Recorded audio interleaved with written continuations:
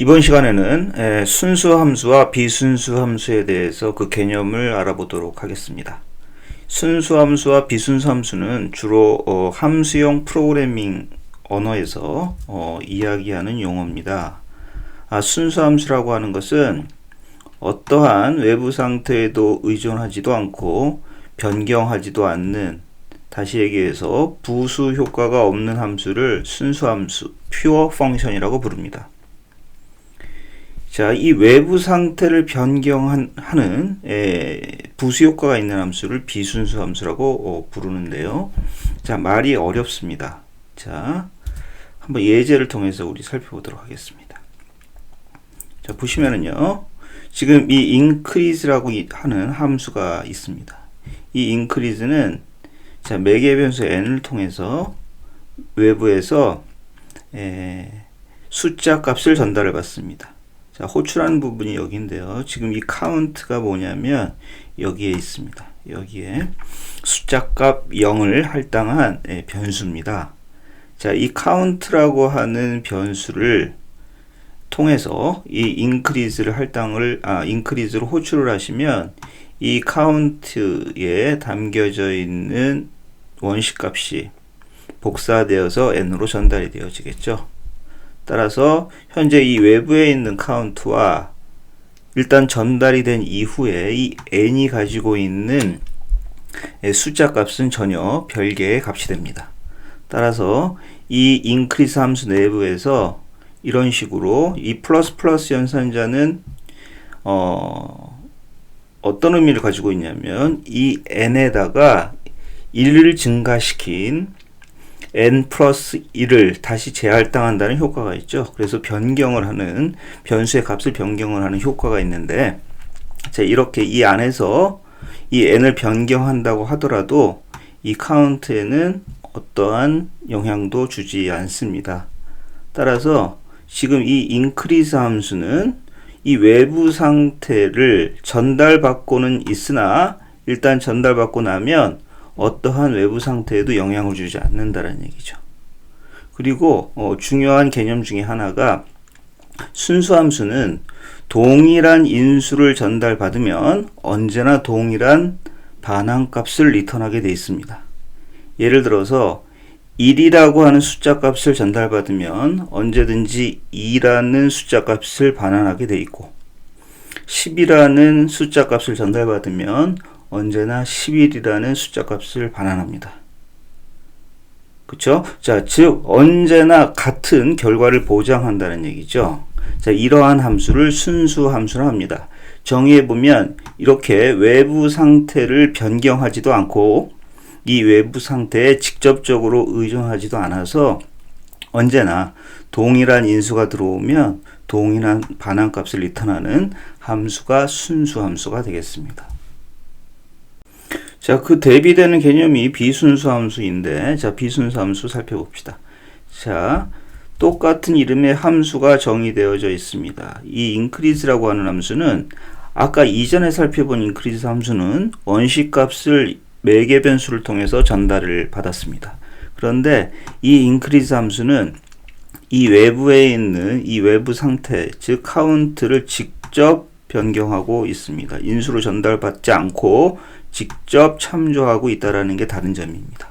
자, 이런 식으로 함수를 만들면 어떠한 문제가 있냐면, 자, 지금 이 카운트라고 하는 것은 이 외부 상태를 직접 참조하고 있기 때문에 여기서 카운트에 1을 증가시켜서 재할당을 하는 효과가 있다고 했으니까 이 문은 직접 이 외부에 있는 이 카운트 변수의 값을 수정하게 됩니다. 변경하게 된다는 얘기죠.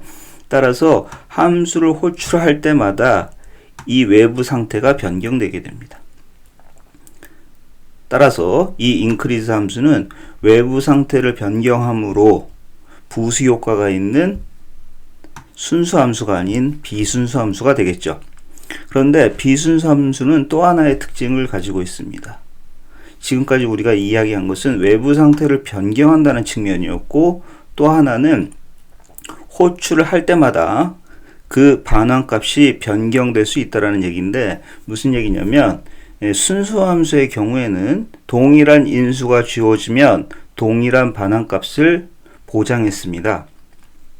그런데 이 increase 함수는 일단 매개 변수를 받지 않고 있고 인수를 받지 않고 있고 언제든지 호출될 때마다 동일한 반환값이 보장되지 않고 어떠한 반환값이 리턴될지를 알 수 없습니다. 그 이유는 이 외부 상태에 의존하고 있기 때문이죠. 이 count라는 변수의 값이 0이면 1이 리턴될 것이고 10이면 11이 리턴될 겁니다. 따라서 호출될 때마다 어떠한 반환값이 리턴될지를 우리가 예측하기가 어렵다. 즉, 이 외부 상태에 의존하고 있기 때문이죠. 따라서 이처럼 외부 상태에 의존해서 반환값이 변경될 수 있거나 또는 외부 상태를 직접 변경할 수 있다면 이 함수를 순수함수라 부르지 않고 비순수함수라고 부릅니다. 따라서요, 비순수함수와 순수함수를 비교해보면 순수함수는 굉장히 단순하죠. 동일한 인수가 전달되어지면 언제나 동일한 반환값을 리턴한다라는 것을 보장하기 때문에 별다른 어떤 우리가 예측해야 되는 것들이 적습니다. 하지만 이 비순수함수는 외부 상태에 의존하고 그 외부 상태에 따라서 리턴 값이 다를 수 있습니다. 따라서 리턴 값이 어떤 리턴 값이 반환될지를 우리가 미리 예측하기가 어렵다 하는 점이 하나 있고, 또 하나는 이 외부 상태를 변경할 수 있는 능력을 갖고 있는 것이 이 비순수 함수이기 때문에 이 외부에 있는 상태 값이 어떻게 변경이 되는지, 언제 변경이 되는지를 우리가 추적하기가 곤란해집니다.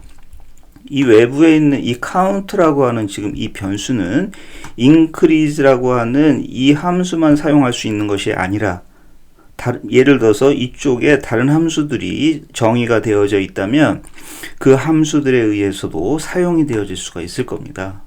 따라서 만약에 여러 가지 비순수 함수들이 다양하게 존재할 때 그 비순수 함수들이 모두 이 count라고 하는 외부 상태를 의존하고 있다면, 즉 외부 상태를 참조하거나 변경하고 있다면 이 count가 어떻게 값이 변경되는지를 우리가 예측하기가, 즉 추적하기가 곤란해진다라는 단점이 있습니다. 따라서 함수형 프로그래밍이라고 하는 패러다임에서는 비순수 함수를 지향하고 순수 함수만으로 프로그래밍을 하려고 하는 특징을 가지고 있다는 얘기죠. 자, 우리가 본 과정에서 함수형 프로그래밍에 대해서 직접적으로 자세히 다루지는 않습니다. 그러나 이 순수함수, 비순수함수에 대한 개념은 여러분들이 아실 필요가 있고, 코딩을 하실 때 가급적 순수함수로 함수를 정의하시려고 하는 노력을 지금부터 하시는 것이 꽤나 중요하다, 이렇게 생각이 됩니다. 그런데 사실 모든 함수를 순수함수로 만든다라는 것은 상당히 힘든 일입니다. 그리고 우리가 나중에 클로저라는 개념을 배우게 될 텐데 그 클로저를 잘 이해하셔야 순수함수를 잘 만드실 수가 있습니다. 자, 지금 우리가 순수함수, 비순수함수에 대해서 배웠지만 이 함수형 프로그래밍에 대해서 지금부터 여러분들이 고민하실 필요는 없고, 일단은 자바스크립트의 동작 원리라든지 기본 개념에 대해서 잘 이해하신 다음에 그 다음 스텝으로 여러분들 기회가 되신다면 함수형 프로그래밍에 대해서 학습해 보실 것을 권장을 드립니다.